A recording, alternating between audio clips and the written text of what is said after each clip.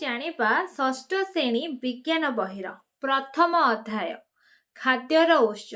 तेबे पिलामाने आमे खाद्य काहींकी खाई थांती आम शरीरर वृद्धि एवं विकास पाई एवं दैनंदिन कार्यक्रम पाई आम किछि शक्ति दरकार हेइथाय जहा फଳରେ आम शरीर कार्यक्रम करिथाय। तेणु सेथिपाई खाद्यर निहाती आवश्यक रहिछि। खाद्य खाइबा द्वारा सेथिरु थिबा रासायनिक पदार्थ जहाकु आमे खाद्य सार बा भिटामिन बोली कहिथाउ ताहा रक्तरे मिसी आमको समस्त प्रकारर खाद्य सार जोगाई थाए जहाँ आम शरीरर वृद्धि विकास एवं ता सहित शरीर को कार्यक्रम कराइबारे साहाय्य करिथाए। सेथिपाई आमे खाद्य खाइतो आमे तो प्रतिदिन समान खाद्य खाई नथांती आमे विभिन्न प्रकारर खाद्य खाई थांती काहेकि ना भिन्न भिन्न खाद्य रे भिन्न भिन्न खाद्य सार रही थाए। खाद्य सार विषय तो तुमे माने जानिच खाद्य सार क ख ग घ ता सहित vitamin A B C D एगुड़ा सबू जानिचे आमे वर्तमान धीरे धीरे से सब जिनिस जानिबा। तेबे ताहा पूर्वरु आमे जानि रखिबा उचित खाद्यर उच्च कहले आमे कौन बुझू। उच्च माने सोर्स बा मूल दुआ मूल उपादान आमे कहिबा वर्तमान मु सुजी खाउची हलवा खाउची तेबे से सुजीटा आसिला कोड तार मूल उपादानटा कोन तार मूल उपादान हला कोन गहम। ठीक सेही परि मु भात खाउची तार मूल उपादानटा कोन धान।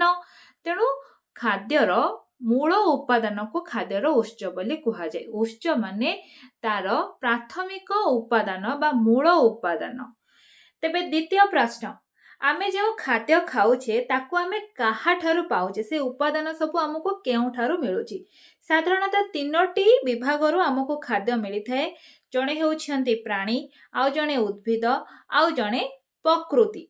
प्रकृति मध्य हमको खाद्य जोगाई थाए जेमति कि आमे पानी पी थाउ ताहा प्रकृति सृष्टि।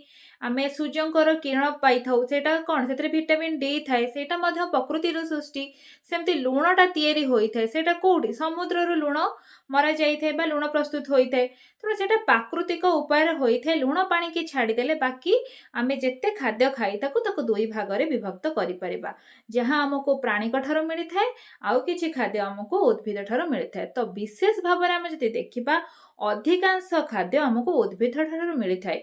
जेमिति कि आमे चाउल ठारो आरंभ करी जेते प्रकार पनीपरिबा आमे खाउचे वेजिटेबल्स खाउचे फ्रूट्स खाउचे सेगुड़िक सब केउ ठारो आसुची उद्भिद ठारो आसुची। तो वर्तमान आमे जानि परिले तेबे खाद्य आमे काहा ठारो पाई थाउ उद्भिद मानक ठारो पाई थाउ प्राणी मानक ठारो पाई थाउ एवं प्रकृतिरु पाई थाउ।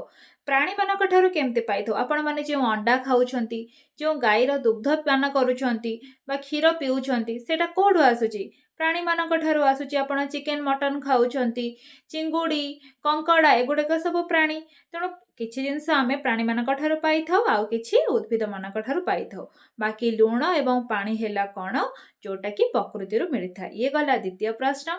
एबे आसंतु जिबा तृतीय प्रश्न खाद्य खाइबा द्वारा आमर कौन लाभ होई थे बा आमे काहींकी खाद्य खाई था आमे कौन बिना खाद्य रे बंची परिबानी। तेबे सेठी रहिछि एहार उत्तर आमे खाद्य बिना बंची परिबा नाही। आम शरीर कार्यक्षम हेबा पई बा कार्यकारी करिबा पई खाद्यर निहाती आवश्यकता रहिछि। खाद्य खाइबा द्वारा आम शरीर को आवश्यक खाद्य सार धातव लवण इत्यादि मिली थाए जहा द्वारा कौन हुए आम शरीरर समस्त अंग प्रत्येक आभ्यंतरण अंग जहाँ आम शरीर भितरे रही थाए आभ्यंतरण अंग कार्यकारी होई थाए। आमे जदि किछि दिन धरि न खाइबा तेबे हमर मृत्यु मध्य होई जे आमे रोग मुहरे मध्य पड़ी पारंती। बिना खाद्य रे आमे अधिक दिन बंची परिबा नाही। तेणु खाद्य निहाती आवश्यक। शरीर रे आमे साधारण हाथटी उठेया पई मध्य हमको बड़ खर्च होई थाए से बड़टा आसीबो कोठु एई खाद्य सार मानकरो आसी थाए। तेणु प्रथमे तो आमे बंची रहिबा पई खाद्य ग्रहण करिथाउ बंचिबा पई खाद्य निहाती आवश्यक।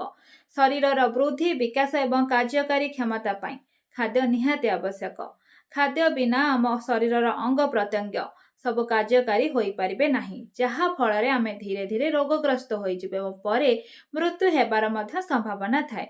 तेणु बेसिकली आमे खाद्य काहींकी खाई थाउ जीवन धारण करिया पई बंची रहिबा पई एवं शरीरर वृद्धि और विकास पई आम पई खाद्य निहाती आवश्यक। तेबे खाद्य प्रस्तुति केमिति करिबा ଆମେ ତ ମଣିଷ, ଆମେ ପର ଉପରେ ନିର୍ଭର କରୁଛେ, ପର ଜୀବଜନ୍ତୁମାନଙ୍କୁ ମାରିକି ଆମେ ଖାଇ ଦଉଛେ, ଉଦ୍ଭିଦମାନଙ୍କୁ ନେଇ ଆସି ରୋଷେଇ କରି ଖାଉଛେ। ତେବେ କେବେ ଚିନ୍ତା କରିଛ ଉଦ୍ଭିଦ କିପରି ନିଜ ଖାଦ୍ୟ ଗ୍ରହଣ କରୁଥିବ? ଉଦ୍ଭିଦ ନିଜ ପତ୍ରରେ ହିଁ ନିଜର ଖାଦ୍ୟ ପ୍ରସ୍ତୁତ କରେ। ସେଇଥିପାଇଁ ତ ପତ୍ରକୁ ତାର ରୋଷେଇ ଘର ବୋଲି କୁହାଯାଏ। ସେ କିପରି ଖାଦ୍ୟ ପ୍ରସ୍ତୁତ କରିଥାଏ? ଆଲୋକ ସଂଶ୍ଳେଷଣ ପ୍ରକ୍ରିୟାରେ। ତେଣୁ ସ୍ୱଳ୍ପରେ ମୁଁ ଆପଣମାନଙ୍କୁ କହି ରଖୁଛି, ଉଦ୍ଭିଦ ଦିନ ବେଳା ବା ସୂର୍ଯ୍ୟଙ୍କର ଉପସ୍ଥିତିରେ ପତ୍ରରେ ଥିବା ପତ୍ରହରିତ, ବାୟୁମଣ୍ଡଳରୁ ଅଙ୍ଗାରକାମ୍ଳ ଏବଂ ଚେର ମାଧ୍ୟମରେ ଉଦ୍ଭିଦକୁ ଆସୁଥିବା ଜଳ ଏବଂ ଖଣିଜ ଲବଣ ଇତ୍ୟାଦିକୁ ବ୍ୟବହାର କରି ଏକ ଶର୍କରା ଜାତୀୟ ଖାଦ୍ୟ ପ୍ରସ୍ତୁତି କରିଥାଏ ଏବଂ ତାହା ସହିତ କିଛି ଅମ୍ଳଜାନ ଆମ ବାୟୁମଣ୍ଡଳକୁ ଛାଡ଼ିଥାଏ। ତେବେ ଫ୍ରେଣ୍ଡସ୍, ଏହିପରି ଭାବରେ ଉଦ୍ଭିଦ ନିଜ ପାଇଁ ଖାଦ୍ୟ ପ୍ରସ୍ତୁତି କରିଥାଏ, ତାହା ହେଉଛି ଶର୍କରା ଜାତୀୟ ଖାଦ୍ୟ। ତେଣୁ ଏଇଟା କେଉଁଠାରେ ହୋଇଥାଏ? ପତ୍ରରେ ହୋଇଥାଏ। ଏହି ପ୍ରକ୍ରିୟାକୁ କ'ଣ କୁହାଯାଏ? ଆଲୋକ ସଂଶ୍ଳେଷଣ ପ୍ରକ୍ରିୟା ବୋଲି କୁହାଯାଏ, ଯେଉଁଠି ନିଜେ ଉଦ୍ଭିଦ ନିଜ ପାଇଁ ଖାଦ୍ୟ ପ୍ରସ୍ତୁତ କରିଥାଏ। ଆମେ ମଣିଷମାନେ ଯେପରି ନିଜର ଖାଦ୍ୟ ପାଇଁ ଅନ୍ୟ ଜୀବଜନ୍ତୁମାନଙ୍କ ଉପରେ ନିର୍ଭର କରିଥାଉ, ଉଦ୍ଭିଦ ଉପରେ ନିର୍ଭର କରିଥାଉ, ଠିକ୍ ସେହିପରି ପ୍ରାଣୀମାନେ ମଧ୍ୟ ଅନ୍ୟ ଜୀବଜନ୍ତୁମାନଙ୍କୁ ନିଜର ଭୋଜନ ରୂପରେ ବ୍ୟବହାର କରିଥାନ୍ତି। ତେଣୁ ଏହି ଖାଦ୍ୟ ଅଭ୍ୟାସକୁ ନେଇକି ପ୍ରାଣୀମାନଙ୍କୁ 3ଟି ବିଭାଗରେ ବିଭକ୍ତ କରାଯାଇଛି। କ'ଣ କ'ଣ? ଶାକାହାରୀ, ମାଂସାହାରୀ ଏବଂ ସର୍ବାହାରୀ। ଶାକାହାରୀ କାହାକୁ କୁହାଯାଏ? ଯେଉଁ ପ୍ରାଣୀମାନେ ଉଦ୍ଭିଦ ଏବଂ ଉଦ୍ଭିଦ ଜାତୀୟ ଖାଦ୍ୟ ଖାଇଥାନ୍ତି ତାଙ୍କୁ ଶାକାହାରୀ ପ୍ରାଣୀ ବୋଲି କୁହାଯାଏ। ଏବଂ ଯେଉଁ ପ୍ରାଣୀମାନେ ମାଂସ ଏବଂ ମାଂସ ଜାତୀୟ ପଦାର୍ଥ ଅର୍ଥାତ୍ ଅନ୍ୟ ଜୀବଜନ୍ତୁମାନଙ୍କୁ ନିଜର ଖାଦ୍ୟ ରୂପେ ଗ୍ରହଣ କରିଥାନ୍ତି, ସେମାନଙ୍କୁ ମାଂସାଶୀ ଜୀବ ବୋଲି କୁହାଯାଏ ବା ମାଂସାଶୀ ପ୍ରାଣୀ ବୋଲି କୁହାଯାଏ। ଯେମିତି ବାଘ, ଭାଲୁ, ସିଂହ, ଏମାନେ ସବୁ ଅନ୍ୟ ଜୀବଜନ୍ତୁକୁ ଶିକାର କରିକି ସେମାନଙ୍କର ମାଂସ ଖାଇଥାନ୍ତି, ତେଣୁ ସେମାନେ ହେଲେ ମାଂସାହାରୀ ପ୍ରାଣୀ ବା ମାଂସାଶୀ ପ୍ରାଣୀ।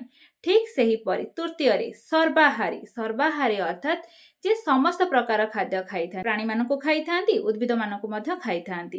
ଯେ ସମସ୍ତ ପ୍ରକାର ଖାଦ୍ୟ ଖାଇଥାନ୍ତି ତାଙ୍କୁ ସର୍ବାହାରୀ ବୋଲି କୁହାଯାଏ। ଯେମିତିକି ଆମେ ମଣିଷମାନେ ଆମେ ମାଂସ ମଧ୍ୟ ଖାଉଛେ, ଉଦ୍ଭିଦ ଜାତୀୟ ସମସ୍ତ ପ୍ରକାର ଖାଦ୍ୟ, ଫଳ, ପନିପରିବା ଇତ୍ୟାଦି ସମସ୍ତ ଖାଦ୍ୟ ଖାଉଛେ, ତେଣୁ ମଣିଷ ହେଲା ସର୍ବାହାରୀ। ସେମିତି ସର୍ବାହାରୀ ଆଉ କୋଉମାନେ ଅଛନ୍ତି?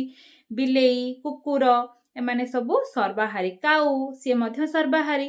ତେଣୁ ଆମେ ଜାଣିଲେ ଖାଦ୍ୟ ଅଭ୍ୟାସ ପ୍ରକ୍ରିୟାରେ ଆମକୁ 3 ଭାଗରେ ବିଭକ୍ତ କରାଯାଇଛି, ଶାକାହାରୀ, ମାଂସାହାରୀ ଏବଂ ସର୍ବାହାରୀ। ଉଦ୍ଭିଦର ବିଭିନ୍ନ ଅଂଶର ନାମ, ଯେମିତିକି ଆମେ ତ ସବୁ ଜାଣିଛେ କୋଉଟା ଫଳ, କୋଉଟା ମଞ୍ଜି, କୋଉଟା ଚେର, କୋଉଟା ପତ୍ର, କୋଉଟା କାଣ୍ଡ।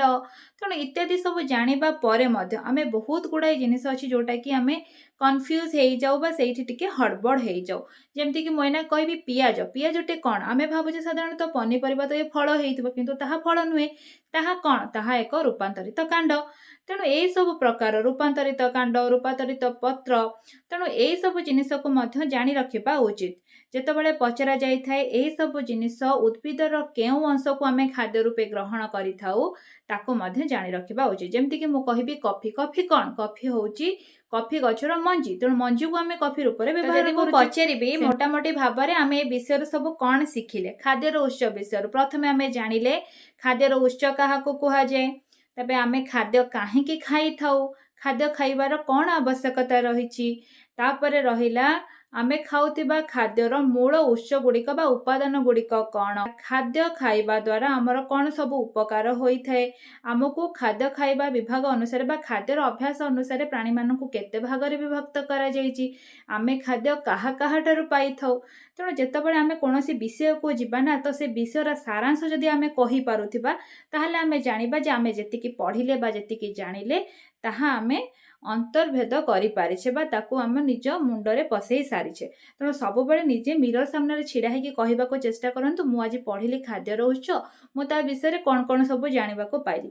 ନିଜ ସହିତ ନିଜେ କଥା ହେବାକୁ ଆରମ୍ଭ କରନ୍ତୁ, ଦେଖିବେ ପାଠ ଆଉ ଘୋଷିବାକୁ ପଡ଼ିବନି, ସବୁ ଜିନିଷ ଆପଣମାନଙ୍କ ପାଇଁ ସହଜବୋଧ ହୋଇଯିବ। ତେବେ ଫ୍ରେଣ୍ଡସ୍, ଇଏ ତ ଥିଲା ଖାଦ୍ୟର ଉତ୍ସ ବିଷୟର କିଛି ସାରାଂଶ ବା ମୋଟାମୋଟି କହିବାକୁ ଗଲେ ଆମେ ଜାଣିଲେ ଏ ବିଷୟର କ'ଣ ରହିଛି ମୁଖ୍ୟାଂଶ।